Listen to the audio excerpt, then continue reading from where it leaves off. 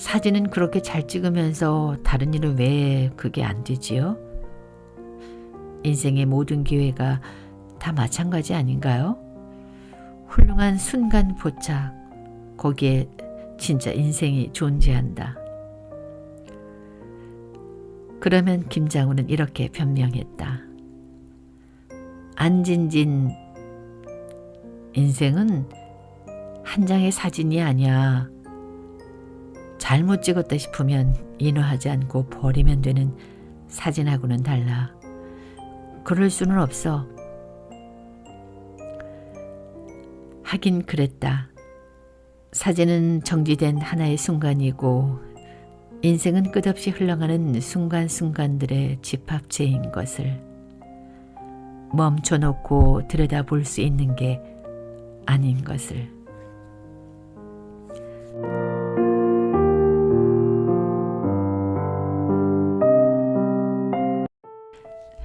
안녕하세요. 책 읽는 라디오 S입니다. 우리 인생의 모순을 한 번쯤 생각하게 하고 또 그 모순이 바로 인생임을 받아들임을 이해하게 되는 소설책을 오늘 소개합니다. 바로 양귀자 작가의 모순입니다. 이 책은 제가 가장 오랫동안 소장하고 있는 책 중에 하나인데요. 1998년 6월 27일 산림출판사에서 발간된 일수의 책으로 벌써 출간한 지 27년이 넘었네요. 명작은 시대를 논하지 않는다고 오랜 시간이 흘러도 여전히 독자들에게 하나의 인생책으로 다시 읽히고 있습니다. 특히 젊은 세대들이 이 책을 다시 찾게 되면서 오랫동안 소설 부문 베스트셀러 목록에 들어 있습니다. 세월이 흘렀는데도 다시 그 책이 읽히는 데는 여러 가지 이유가 있겠지만 시대를 초월한 인간의 보편적인 고민과 또 흡인력 있는 서사, 이 책의 주인공인 안진진이라는 매력적인 인물이 쉽게 책 속으로 빨려들게 합니다. 결국 우리 인생은 불행이 있기에 행복이 있다는 그 모순에 대해서도 여러 가지 생각을 하게 해주는데요. 양귀자 작가는 1955년 전북 전주에서 태어났고 나는 소망한다, 내게 금지된 것을, 천년의 사랑 등의 소설을 내놓았습니다. 탁월한 문장력으로 단편과 장편을 포함해서 모두 잘 읽히는 소설 작가로 알려졌고요.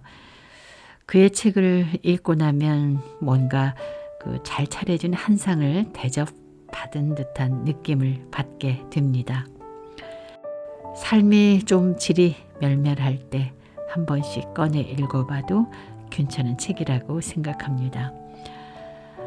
이 책은 모두 17장으로 되어 있는데요.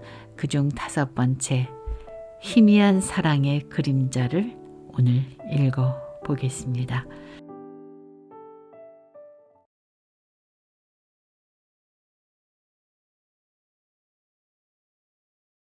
사랑을 시작한 사람들에게 한 달은 모자란 시간 때문에 한없이 짧다. 또한 사랑을 시작한 사람들에게 한 달은 무엇이든 다 이룰 수 있을 만큼 한없이 넉넉한 시간이기도 하다. 그 한 달 동안 사랑을 완성할 수도 있고 또한 사랑을 완전히 부숴버릴 수도 있다. 6월이 지나고 7월이 되었을 때 나는 그것을 알았다. 지나간 한 달이 나와 김장우의 사이를, 그리고 나와 나영규와의 사이를 깜짝 놀랄 만큼 발전시켜버렸다는 것을. 이렇게 말해버리면 사람들은 분명 비웃음을 참지 못하고 반드시 되물을 것이다. 너 안진지는 지금 동시에 두 남자를 사랑하게 되었다는 유행 지난 고백을 하고 있는 것인가? 아니다. 그것은 결코 아니다. 나는 사랑을 말할 때 양념처럼 끼어드는 철없는 심파, 이루어질 수 없는 사랑에 대한 그릇된 숭배를 몹시 견딜 수 없다고 생각하며 여지껏 살아왔다. 아니다, 아니다. 이 모든 진술은 다 허망한 것들이다. 지금 사랑에 대해 말하고 있지만 그것은 순서에 어긋나도 한참 어긋나는 것이다. 나와 김장우 혹은 나와 나영규 사이에 지난 한 달 동안 큰 발전이 있었던 것은 사실이지만 내 입장에서 본다면 그것은 감정의 발전이지 사랑의 발전은 아니다. 나는 아직 사랑이라는 것에는 입문도 하지 않았다고 생각한다. 내가 누군가에게 정색을 하고 사랑한다고 말할 수 있는 날이 올 것인지 그것조차 나는 알 수가 없다. 아마도 내겐 사랑에 꼭 필요한 맹목이라는 것이 없는지도 모른다. 그럼에도 불구하고 지금 막 맹목적이지 못한 사랑이 하나 시작되려 하고 있다. 그러나 탐색은 여전히 계속될 것이며 선택은 마지막 순간까지 어려울 것이다. 그것이 맹목적이지 못한 사랑의 대가일 것이므로. 일요일 아침에 텔레비전을 보게 되면 미혼 남녀들을 짝짓게 해주는 프로그램 하나를 만날 수 있다. 느닷없는 이야기지만 그 프로그램을 보는 나만의 즐거운 비법이 하나 있다. 나는 처음부터 끝까지 다 보지 않는다. 그것보다 훨씬 재밌는 것은 처음과 끝만 보는 것이다. 남자 여자 출연자들이 각자 자신을 소개하는 첫 부분을 볼 때는 좀 골똘하게 생각을 해봐야 한다. 나는 그들이 수백 번 연습하고 다듬어서 마침내 발표하는 자기들의 소개들을 보며 머릿속으로 빠르게 남녀를 연결시키고 다른 채널로 돌려버린다. 그리고 마지막 누가 누구를 찍었는지 화살표가 등장하는 순간에 다시 프로그램 속으로 복귀한다. 그리고 긴장한다. 내가 마음속으로 만들어 놓은 화살표와 화면 속에서 그려지고 있는 화살표를 맞춰보는 재미는 각별하다. 처음에는 거의 대부분 나의 예상이 어긋났다. 이상한 일이었다. 전혀 어울리지 않는다고 생각하는 커플들이 천장에서 쏟아지는 색종이 세례를 받으며 웃고 있을 때는 배신감마저 느꼈다. 그러다 점점 확률이 높아져서 지금은 적어도 반타작 정도는 반드시 건지게 되기에 이르렀다. 나는 알게 되었던 것이다. 화살표가 어긋날 것을 두려워하는 출연자들이 최선책보다 차선책을 더 많이 선택한다는 것을. 그게 아니라면 대개 출연자들은 자신과 비슷한 수준의 이성을 선호한다는 것을. 그래서 천하의 매력남이나 매력녀는 의외로 불발이 많다. 바로 그렇기 때문에 아무리 별 볼 일 없이 생긴 출연자라 해도 화살표를 받는 일에 큰 애로는 없다. 그렇게 텔레비전을 보는 일은 재미있지만 그것 때문에 나는 요즘 곤혹스럽다. 나는 두 남자를 놓고 종종 화살표 긋기를 해본다. 먼저 조심스럽게 나영규한테 화살표를 보내본다. 그러다 움찔을 놀라 화살표를 북북 지워버린다. 김장호 대신 차선책인가. 그래서 이번에는 김장호를 향해 화살표를 쭉 긋는다. 그렇다면 김장호와 내가 비슷한 수준의 인생들이란 말인가. 이럴 수도 저럴 수도 없다. 나는 스스로가 놓은 덫에 걸려 버린 것이었다. 내가 이러고 있을 때 이미 갈등 한 번 없이 직진으로 내게 화살표를 보내버린 사람은 나 영규였다. 지나간 한 달이 내게 의미심장했던 것도 사실은 그 때문이었다. 그는 이미 확고하게 마음을 정했다고 했다. 처음부터 그랬다고 했다. 망설임 끝에 희미하게 화살이 날아왔다는 자국만 남기고 있는 쪽은 김장우였다. 김장우라는 사람, 원래 처음부터 그런 사람이었다. 희미한 선. 김장우를 설명하기 위해서는 우선 희미한 선부터 말해야 할 것이다. 이 말을 자칫 김장우라는 인물의 뚜렷하지 못한 성격이나 별다른 특징 없는 외모를 지칭하는 것으로 해석하면 곤란하다. 오히려 김장우의 사람됨은 그 반대쪽에 있다.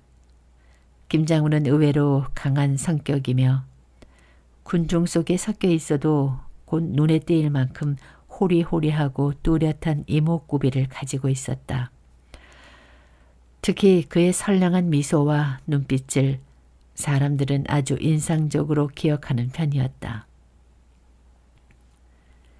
희미한 존재에게로 가는 사랑. 이렇게 말하면 보다 정확해질지도 모르겠다.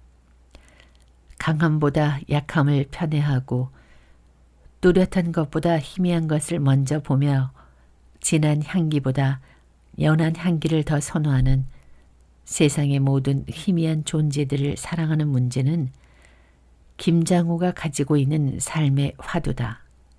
나는 그렇게 느낀다.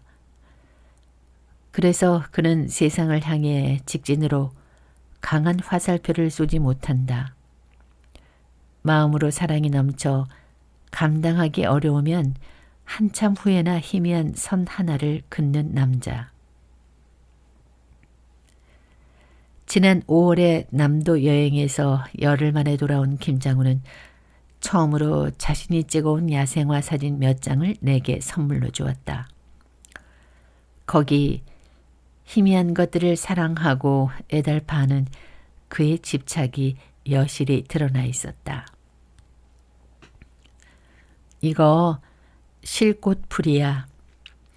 실처럼 가늘고 눈처럼 흰 꽃이 하늘을 향해 총총 피어있는 모습이 너무 예쁘지? 이런 몸을 하고 바이팀에서 전한다면 믿겠니? 실꽃풀. 한 줌 입김에도 꽃잎들은 눈가루 딸리듯 떨어지고 말듯하다. 그 넓고 넓은 산속에서 이런 희미한 꽃을 찾아내는 사람. 자, 이건 흰젖 제비꽃. 만나기 정말 힘든 꽃인데 운 좋게 찍을 수 있어서 이름처럼 너무나 소박해서 좋아. 인화된 흰젖 제비꽃은 무성한 타원형 잎들 속에 숨죽인 모습으로 5송이 좀 피어 있다. 이건 큰 들별꽃. 다음 장소로 이동하느라고 계곡을 건너다가 기슭에서 이 꽃을 발견했는데 김장우는 잠시 말을 잇지 못했다. 놀라 쳐다보니 눈에 눈물이 글썽글썽했다. 푸른 잎사귀 속에 숨어서 저토로 가려는 큰 들볕꽃들이 깜빡깜빡 조용히 빛나고 있는 거야. 안진진, 나 그냥 울어버렸다? 너무 작아서, 아니 저울로 숨어서 이렇게 아름답게 살아도 되는가 싶으니까 무지 눈물이 나대. 이건 큰 들별꽃의 아름다움을 반도 담아오지 못한 거야 라고 덧붙이면서 김장우는 자신의 눈물을 계면쩍어했다. 김장우는 흰 꽃을 좋아한다. 산과 들에 피는 야생화들을 다 사랑하지만 그래도 자기를 가장 압도하는 꽃은 흰색이라고 했다. 그는 이번에도 봄에 피는 야생화 중에서 흰 꽃만을 찍어봤다고 했다. 큰 들별꽃을 찍느라고 필름을 5통도 더 썼다면서 김장우는 그 사진을 계속 만지작거렸다. 나는 김장우의 마음을 눈치챘다. 큰 들별꽃 사진 놔주세요. 안진진한테도 이 꽃이 감동을 주었나? 아직 눈물이 글썽거려질 정도는 아니지만 좋아 가죠. 실꽃풀하고 흰 제비꽃도 주세요. 이것도 안진진한테 주려고 가져온 것 다 알아요. 작품 사진 들고 온 것 이번이 처음이잖아요. 좋아하면 줄까 해서 들고 왔지. 김장우는 사진을 봉투 속에 정성스럽게 담아 내 쪽으로 밀어놓았다. 그리고는 괜히 민망해서 시선을 이리저리 황망하게 돌렸다. 김장우와 만나면 나는 이렇게 선명해진다. 그는 희미한 것들을 사랑하고 나는 가끔 그것들을 못 견뎌 한다. 큰 들별꽃 사진은 그날로 내 방벽에 가장 중심에 걸렸다. 그 좌우로 실꽃풀과 흰젓 제비꽃도 걸었다. 한결같이 흰 꽃을 피우고 한결같이 가냘프고 가냘파서 센 바람이라도 불면 날아가 버릴 듯한 존재가 애매한 저 꽃들을 필름에 담기에 열흘씩이나 산과 들을 헤매는 사람, 김장우. 큰 들벌꽃이 내 방의 중심에 걸린 이후 우리는 부쩍 자주 만났다. 하지만 곰곰 생각하면 그 만남의 대부분은 나의 공로였다. 토요일인데 오늘도 야근하는 거야? 전화를 걸어놓고 묻는 김장호의 말. 나영규라면 대뜸 진진씨 토요일인데 나와요. 내가 맛있는 점심 사주지요. 라고 말했을 것이다. 글쎄 어디서 만날까? 어디가 좋을까? 갑자기 생각이 안 나네. 내가 먼저 만나도 좋다고 말하면 이번에는 약속 장소를 생각한다고 침묵. 전화기 저편에선 생각에 잠겨있는 김장우의 희미한 숨소리가 들리고 나영규라면 당장 1시간 후에 뉴욕 제과라고 명쾌하게 결정했을 일들이다. 뭐 먹을까? 안진진 좋은 대로 먹지 뭘. 나영규라면 뉴욕 제과 주변에 맛있는 집, 멋있는 집을 샅샅이 파악하고 있을 텐데 김장우와 만나면 모든 먹거리들이 다 신통찮아진다. 자, 이젠 어디로 가지? 영화나 한 편 볼까? 가만히 있자. 이 근처 어디 가까운 극장 없나? 점심 먹고 헤매다 가까스로 영화나 한 편에 합의하고 다시 한참을 헤매서 극장을 찾아내면 어김없이 만나게 되는 매진 사례. 볼만한 영화는 전부 매진이야. 할 수 없지 뭐. 우리 슬슬 걷자. 걷다가 다리 아프면 커피나 한 잔 마시고. 나영규라는 사람은 전날에 이미 예매를 해두지 않고서는 절대로 나를 극장 앞으로 데려가지 않는다고 말해버릴 수는 없으므로. 그리고 김장우와 보려다 표를 구하지 못한 영화 중에는 나영규와 본 영화도 가끔 있으므로. 나는 안표를 구할 생각 같은 것은 추호도 하지 못하는 김장우에게 불평을 하지는 않는다. 아니 그가 즐겨 인용하는 선배의 사진 철학에 빗대서 불편한 속마음을 은유해 본 적은 있었다. 언제나 최고의 셔터 찬스는 한 번뿐, 두 번 다시는 오지 않는다. 좋다고 느껴지면 망설이지 말고 무조건 셔터를 눌러야 하는 습관을 길러야 한다. 훌륭한 순간 포착, 그곳에 사진의 진가가 존재한다. 김장우는 여러 번 내 앞에서 이 문장을 암송했다. 자기가 좋아하는 감동적인 인물 사진을 주로 발표하는 작가의 메시지였다. 나는 그것에 빗대보는 것이다. 사진은 그렇게 잘 찍으면서 다른 일은 왜 그게 안 되지요? 인생의 모든 기회가 다 마찬가지 아닌가요? 훌륭한 순간 포착, 거기에 진짜 인생이 존재한다. 그러면 김장우는 이렇게 변명했다. 안진진, 인생은 한 장의 사진이 아니야. 잘못 찍었다 싶으면 인화하지 않고 버리면 되는 사진하고는 달라. 그럴 수는 없어. 하긴 그랬다. 사진은 정지된 하나의 순간이고 인생은 끝없이 흘러가는 순간순간들의 집합체인 것을 멈춰놓고 들여다볼 수 있는 게 아닌 것을. 그래서 우리의 데이트는 거의 대부분 시끄럽고 복잡한 거리에서 이루어졌다. 걷다 다리가 아프면 커피 한 잔 마시고 헤어지는 만남. 커피를 마시고 나면 더 이상 함께 해야 할 일이 없어 허둥지둥 해야 하는 만남. 그렇게 5월이 가고 6월이 갔다. 그랬어도 우리의 마음은 상당히 짙어져 있었다.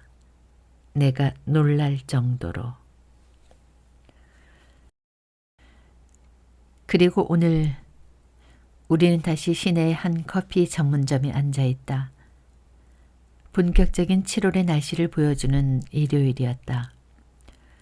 다음 주 중에 다시 여름에 피는 야생화들을 찍기 위해 산으로 떠난다는 김장우와 오늘을 함께 보내기 위해 나는 약간의 편법을 썼다. 먼저 약속을 신청하는 주인공과 만난다는 내 원칙을 고수하다가는 김장우와의 만남은 거의 불가능이었으므로, 그리고 항상 먼저 약속을 신청하는 사람은 예외 없이 나영규였으므로. 그래서 나는 오늘 아침 걸려온 나영규의 전화에 대고 전에 하지 않던 수선을 부렸다. 나는 그가 오늘의 주도 면밀한 데이트를 위해 바쳤을 며칠간의 준비 기간을 천연덕스럽게 뭉개버릴 수 있을 만큼 야비한 사람은 못 되었다. 미안해요. 갑자기 일이 생겼어요. 오늘 약속을 지킬 수 없지만 내일은 만날 수 있어요. 내일 퇴근 시간에 맞춰서 영규씨 회사 앞으로 나갈게요. 어떡하죠? 정말 어떡하죠? 나영규는 내 수선을 기꺼이 받아주었다. 괜찮아요. 뭐 그럴 수도 있지요. 좋아요. 내일은 밤 11시까지 나랑 함께 있어준다고 약속해요. 얼마든지요. 11시 반까지 함께 있어도 좋아요. 하하하. 나영규의 커다란 웃음소리가 김장우와 앉아있는 지금까지도 귓가에서 맴돌고 있다. 아까까지 다 마신 커피잔을 빙글거리며 우두커니 앉아있는 저 남자를 만나기 위해 내일 저녁 시간을 송두리째 담보 잡히고 여기에 나온 나, 안진진. 나가요. 어딜? 깜짝 놀라 쳐다보는 김장우. 멋진 곳을 알고 있어요. 자동차 가지고 왔지요? 귀찮아서 버스 타고 왔는데 하도 고물이라서 시내에 들고 오기가 미안해. 환경미화에 거슬리거든. 태평스럽게 웃고 있는 김장우를 끌고 나와 나는 택시를 잡았다. 어딜 가려고? 두 번째 어딜 가냐고 묻는 김장우. 우선 장우씨 집부터 가요. 그런 다음 그 고물차 끌고 나와서 나랑 교회로 드라이브해요. 시내는 답답하잖아요. 그러지 뭐. 김장우는 아무래도 괜찮다는 듯이 또 씩 웃는다. 저 웃음. 그는 모든 말과 말 사이를, 모든 행동과 행동 사이를 언제나 웃음으로 연결짓는다. 마치 수채화 붓으로 연푸른 선 하나 짧게 긋듯이 씩. 김장우의 오래된 국산 지푸는 완전 폐품 덩어리였다. 처음부터 중고차를 산 데다 지난 몇 년간 험한 산길로만 끌고 다녔으니 성할 리가 없었다. 겉은 그렇다 해도 자동차 내부까지 쓰레기 더미인 것에 대해서는 아무리 김장우라 해도 쩔쩔맬 만큼 미안한 모양이었다. 안진진을 태우고 달릴 줄 알았으면 어젯밤을 꼬박 세워서라도 깨끗이 청소를 했을 텐데 이걸 어쩌지? 이런 차 타도 괜찮은 거야? 여기저기 긁히고 우그러진 지프차에 높이 올라타서 발에 채이고 손에 걸리는 먼지와 쓰레기를 물리쳐가며 달리는 것까지는 괜찮았을지 몰라도 승차감은커녕 얼굴 근육이 일그러지도록 심하게 덜덜 떨리는 것만은 사실 괜찮지 않았다. 그것뿐인가 에어컨은 작년 여름에 이미 고장이 났지만 기계가 만들어내는 찬바람이 싫어서 고치지 않고 있다는 게 아닌가. 무더위를 해결하기 위해서는 거리에 후텁지근한 바람이라도 얻어야 했고 그러려면 싫어도 왁자한 거리에 온갖 소음까지 다 받아들여야만 했다. 이건 결코 내가 예상했던 드라이브가 아니었다. 우선 대화가 안 되는 것이었다. 어느 방향으로 김장우가 힘들여 핸들을 조작하며 거의 외친 듯이 물으면 문산 방향 임진강을 보러 가자고요.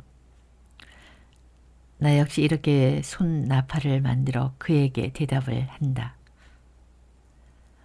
어디라고? 다시 되묻는 김장우.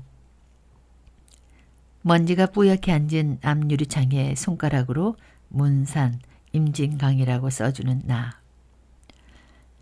나는 지금 지난번 나영규와 같이 갔던 드라이브 코스를 김장우와 함께 고스란히 다시 달려보자는 것이었다.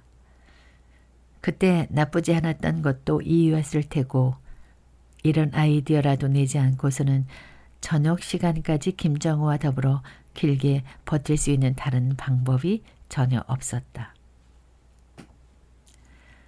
시내에 있다 하더라도 사정은 마찬가지였다. 나영규가 자신만만하게 나를 데리고 갔던 음식점에 일주일 정도 시차를 두고 나는 김장우를 데리고 가는 것이었다. 나영규가 치밀하게 조사해서 발굴해 놓은 멋진 찻집도 천연덕스럽게 김장우에게 소개했다. 나영규가 아니었다면, 그랬다면 김장우와 나는 도무지 어떻게 시간을 보내야 하는지 알 수 없어서 더욱 쩔쩔맸을 것이었다. 이런 사정을 알 까닭이 없는 김장우의 옆 얼굴은 행복해 보였다. 시끄러운 거리의 소음도 벌써부터 등짝을 축축하게 적셔놓은 더위도 그에게는 아무런 문제가 되지 않는 것 같았다. 시내를 벗어나 한적한 자유로를 달면서부터는 나 역시 그런 것 좀 아무래도 좋았다. 목소리를 높여야 하고 높인 목소리마저 덜덜 떨려서 내용 파악이 쉽지 않은 탓에 우리는 말은 생략한 채 앞만 보고 달리는 중이었다. 그것도 나쁘진 않았다. 말이 사라진 자리에는 대신 편안한 고요가 깃들었다. 가끔 운전석 쪽을 돌아보면 김장우는 눈을 크게 뜨는 신용으로 할 말이 있으면 해보라는 표시를 하곤 했다. 내가 고개를 흔들면 그는 수채화 붓으로 긋듯이 씩 한 번 웃고는 다시 전방을 주시했다. 나영규의 활짝 웃음이 옆 사람까지도 웃게 만드는 전염성 강한 것이라면 김장우의 수처와 웃음은 여운이 길어 웃음이 끝난 뒤에도 계속 생각하게 만드는 묘한 웃음이다. 우리는 점심을 하기는 많이 늦은 시간에 통나무집에 도착했다. 길이 어긋나지 않아야 숨겨놓은 보물처럼 통나무집이 나타날 텐데 걱정을 조금 했지만 털털거리면서도 김장우의 지푸는 내가 손가락으로 지시하는 대로 잘 따라주었다. 근사한데 안진진 덕분에 이런 별천지도 다 구경해보고 고맙다. 김장우는 절대 누구와 이런 곳을 와 보았는지 묻지 않았다. 만약 나라면 아마 물었을 것이다. 세상 돌아가는 이치에 조금이라도 관심이 있는 사람이라면 당연스럽게 거기에 생각이 미칠 터였다. 김장우는 세상 돌아가는 이치에는 아무런 관심도 흥미도 없는 사람이었다. 그렇다면 그의 관심을 끄는 것이 무엇인지도 나는 잘 몰랐다.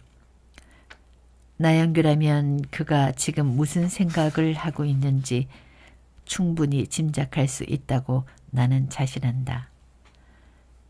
하지만 김장우라면 아무 때나 씩 수채화 붓질하듯이 한 번 웃고는 얼른 입을 다무는 저 남자의 머릿속에 무슨 생각이 들어있는지 유추하기란 몹시 어렵다. 지난번 그랬듯이 창가 자리에 앉아서 역시 지난번 그랬듯이 나는 스테이크를, 야채 수프를, 빵을, 한 잔의 와인을 순서대로 주문했다. 이런 나를 보고 있던 김장우는 종업원이 미처 묻기도 전에 짧게 주문을 마쳐버렸다. 안진진이 것하고 똑같이. 푸아, 나는 웃었고 김장우도 긴 머리를 쓸어 올리며 낯을 붉혔다. 우리가 처음 만나던 때도 꼭 이랬었다. 그는 1년 전이나 지금이나 똑같았다.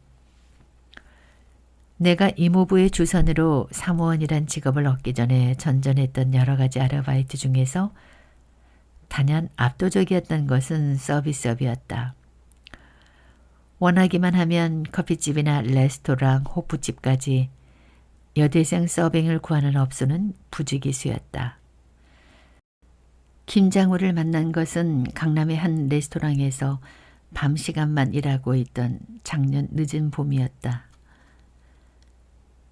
그는 2명의 여자들과 함께 내가 일하는 레스토랑에 들어왔다. 덥수룩한 머리에 우중충한 사파리를 입은 남자 하나와 화사하게 차려입은 젊은 여자 2사람을 테이블로 안내하고 돌아온 여주인은 입을 비쭉하게 내밀었다.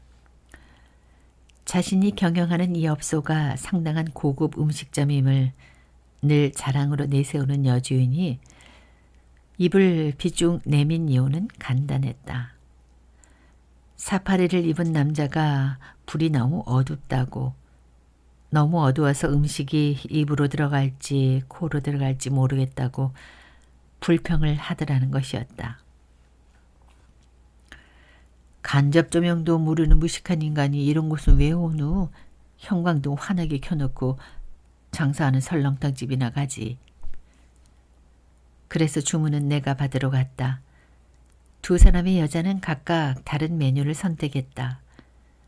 각자의 메뉴에 따른 세부 사항들까지 일일이 묻고 답하다 보니 자연 여자들을 상대하는 시간이 길었다. 마침내 사파리 쪽으로 돌아서서 정중하게 고개를 숙이는데 남자는 메뉴판은 보지도 않고 이렇게 말하는 것이었다. 손 실장 것하고 똑같이. 네? 처음에는 손 실장이란 말을 확실히 알아듣지 못했었다. 그래서 머뭇거리고 있는데 이 남자 다시 말씀하시기를. 그럼 이 부장 것으로. 이러는 것이었다. 알고 보니 동행한 젊은 여자들은 그의 사진을 사주는 어린이 책 전문 출판사의 실장과 부장이었다. 그런데 더 난처한 일은 식사 후에 일어났다. 잊어버리지도 않지만 음식값은 모두 12만 4천 원이었다. 젊은 여자 중에 하나가 이런 데 많이 다닌 척 하느라고 시킨 비싼 와인만 아니었다면 그가 가지고 있는 돈으로 얼추 맞았을지도 몰랐다. 그는 10,000원짜리 8장과 1,000원짜리 5장 위에 주민등록증을 얹어 내밀면서 얼굴을 붉혔다. 들여다보니 김장우라는 이름이었다. 이거면 뭐 충분할 줄 알았지요. 내일 바로 가져다 드리겠습니다. 여자들은 이미 나가고 없었으며 여주인은 친구가 와서 손님 테이블에 앉아 있었다. 사파리 주머니에 손을 푹 찌르고 내 처봇만 바라보고 있는 덩치 큰 남자. 나는 한순간도 망설이지 않고 주민등록증을 돌려주었다. 내 이름은 안진진. 돈 갚을 때는 조용히 안진진을 찾으세요. 아셨죠? 남자는 가만히 내 얼굴을 들여다보다가 고맙다는 말도 하지 않고 휘적휘적 나가버렸다. 나는 즉시 내 지갑을 찾아 사파리가 채우지 못한 나머지 돈만큼을 손금고에 집어넣었다. 아무도 모르게 일어난 일이었다. 사파리의 남자는 다음 날 저녁 어김없이 나머지 돈을 돌려주었다. 이번에는 씩 웃으며 고맙다고 인사도 했다. 그런데 돈을 돌려주고 난 다음 날에도 그는 다시 나타났다. 밥을 먹을까 해서요. 남자는 나를 보고 씩 웃었다. 웃음이 맑아서 다시 찾아온 그가 믿지 않았다. 나는 이 집에서 가장 싼 요리가 무엇인지 메뉴판에서 정확히 짚어주었다. 그리고 그는 내가 짚어준 음식을 먹었다. 사흘 후 남자는 다시 나타났다. 이제는 그가 왜 여기에 오는지 의심할 여지가 없었다. 그는 자신이 먹고 있는 음식에 아무런 관심이 없다는 것은 확실했다. 내가 지난번과 다른 요리를 가져다 주어도 아무 말이 없었으니까. 그는 접시에는 거의 시선을 주지 않고 홀 안을 오가는 내 모습만을 뒤쫓고 있었으니까. 그때 내가 왜 좋았어요? 그때가 언제를 말하는지 너무 잘 알고 있는 김장우는 앞니마를 가리는 머리칼을 쓸어올리며 잠시 생각에 잠긴다. 나라면 유치하다고 여긴 질문에 김장우는 정성을 다한다. 내 이름은 안진진 할 때, 그리고 조용히 안진진을 찾으세요 라고 말할 때 갑자기 그런 이해감이 들었지. 앞으로 아주 오랫동안 조용히 이 안진진이라는 이름을 부르겠구나 하는 예감. 나한테 그런 느낌을 준 여자는 처음이었거든. 착하고 착한 우리 안진진. 나는 마음속으로 조금 움찔한다.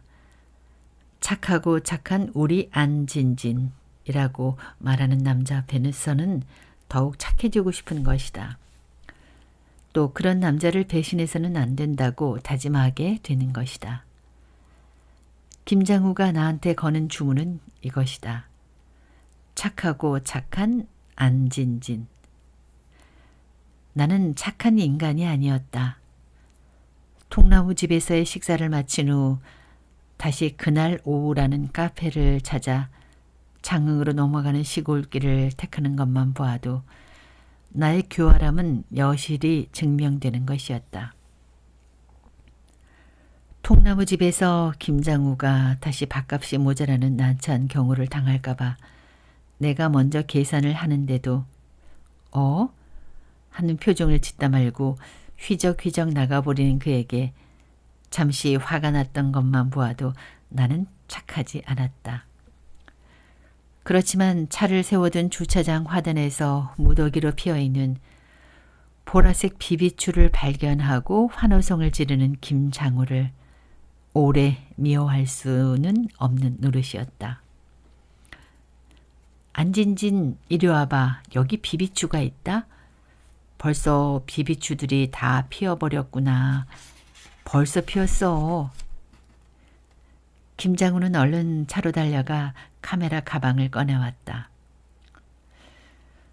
좋은 걸 건질지도 모르겠는 걸 이거. 1월 비비추야. 꽃망울이 촘촘하게 붙은 걸 보면 틀림없어. 조금만 기다려줄래? 너무 활짝 핀 비비추는 시들해서 밉거든. 볕에 탄 이파리가 하나도 없는 걸 봐서는 누군가 각별히 가꾸는 모양이다. 그게 누굴까? 비비추 무더기에 이곳저곳에 렌즈를 들이대면서 김장우는 어쩔 줄을 몰라 한다. 나는 그늘에 서서 그가 일하는 모습을 구경한다. 처음이었다. 깊은 산 숲속에서도 제 흥에 겨워 저렇게 혼자 말을 하며 사진을 찍을까? 숨어있는 야생화들을 찾아 하루 종일 걷다가 어느 순간 큰 들별꽃 같은 작고 소박한 꽃을 만나면 눈물이 나기도 하겠지. 아무도 없이 너 홀로 이렇게 아름다워도 되느냐고 꽃을 쓰다듬으며 울 수도 있겠지. 비비추 때문에 우리가 그날 오후에 도착한 시각은 서산으로 해가 기우는 시각이었다. 바람은 서늘했고 노을은 아름다웠다. 가장 아름다운 오후 시간에 우리는 제대로 그날 오후에 도착한 것이었다. 몇 시 몇 분까지 시내로 들어가 몇 시 몇 분에 시작하는 영화를 봐야 하고 몇 시에 저녁을 먹어야 하는 시간표를 상비하고 다니는 사람들한테는 찾아오기 어려운 우연이었다. 외진 곳이었는데도 카페하는 젊은 연인들로 가득하였다. 창가 자리에 앉은 행운을 누린 연인들은 유리창에 코를 박고 넘어가는 여름해의 주홍빛 흔적에 정신을 팔고 있었다. 실내를 떠도는 음악은 누군가의 바이올린 연주가 빚어내는 에드워드 엘가의 사랑의 인사였다.